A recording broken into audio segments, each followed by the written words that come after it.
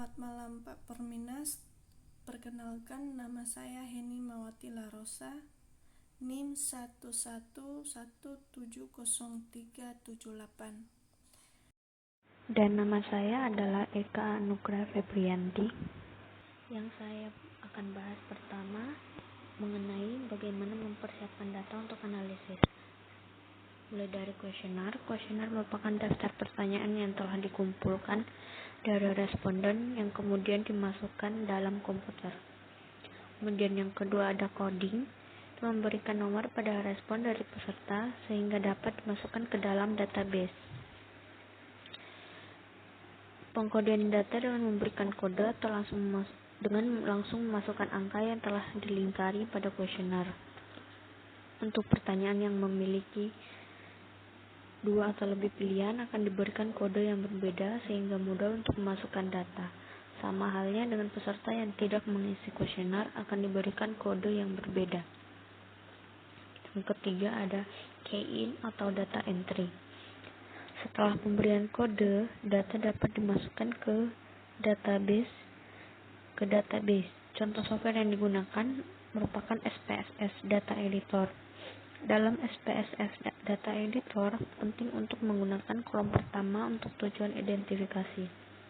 Yang keempat atau yang terakhir ada editing data, yaitu setelah memasukkan data perlu dilakukan pengeditan pada data, seperti pada respons yang kosong, dan untuk data yang tidak konsisten harus diperiksa dan ditindaklanjuti. Data editing sendiri di mana kita mendeteksi dan mengoreksi data yang tidak konsisten dan tidak logis. Untuk jawaban atau data yang tidak konsisten, yang dimaksud berupa respon yang tidak sesuai atau jawaban yang tidak sesuai dengan informasi yang lainnya. Kemudian variasi dalam pengkodean data atau data coding merupakan suatu proses mengubah numerik asli dari nilai kuantitatif ke nilai yang lain untuk menghindari terjadinya masalah pada tahap selanjutnya pada proses analisis data. Tipe transformasi data yang lain adalah reverse scoring atau membalikkan skor. Transformasi data ini perlu ketika beberapa pertanyaan telah digunakan untuk mengukur konsep tunggal.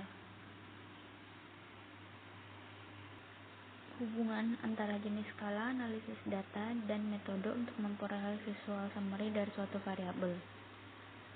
Nah, tabel ini juga menunjukkan tergantung dari skala pengukuran seperti mode, median atau mean, dan semi-interquartile range, standar deviasi atau variance akan memberikan kita gambaran bagaimana sih penelitian ini atau responden dari penelitian kita itu bereaksi terhadap item-item dalam kuesioner. Kemudian yang ketiga mengenai ukuran yang digunakan dalam central tendency dan dispersion. Yang pertama itu measure of central tendency, ada the mean, the median, dan the mode atau the mode. Kita bisa lihat dari gambar ini itu menggambarkan hubungan antara jenis skala analisis data dan metode untuk memperoleh visual summary dari suatu variabel. Nah, tabel ini juga menunjukkan tergantung dari skala pengukuran seperti the mode, median, mean, semi-interquartile, standar deviasi, dan atau variance akan memberikan kita gambaran bagaimana sih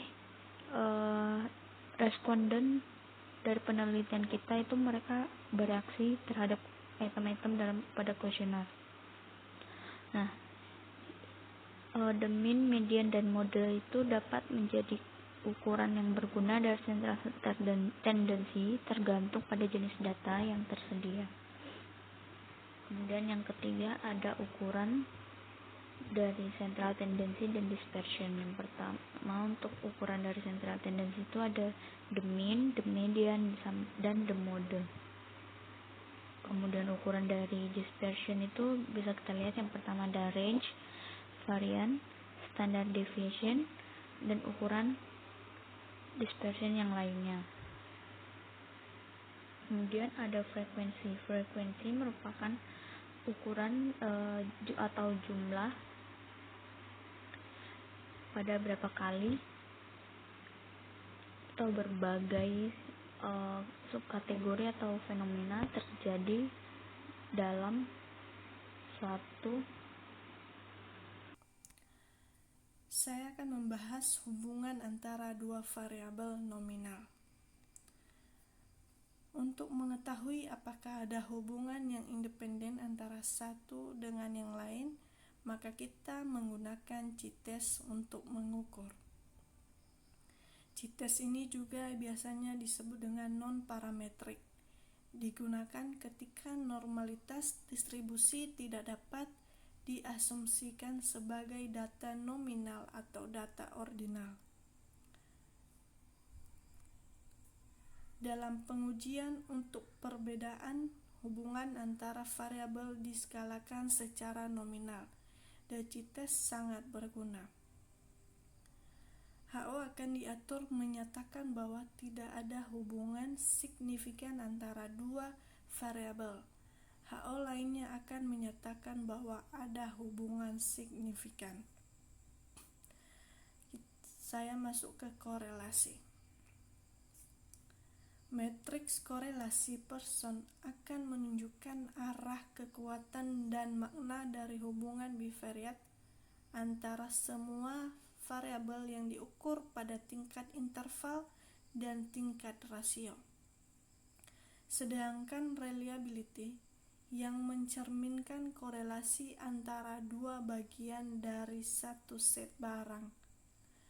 Koefisien yang diperoleh akan bervariasi tergantung bagaimana skala itu dibagi. Kita masuk di validity. Factorial validity dapat ditetapkan dengan mengirimkan data dan analisis faktor. Kriterian relative validity dapat ditetapkan dengan menguji kekuatan dari ukuran yang membedakan individu yang diketahui berbeda. Yang ketiga, convergent validity dapat ditetapkan jika ada korelasi ketika ada korelasi tingkat tinggi antara dua variabel atau sumber berbeda yang merespon pada ukuran yang sama.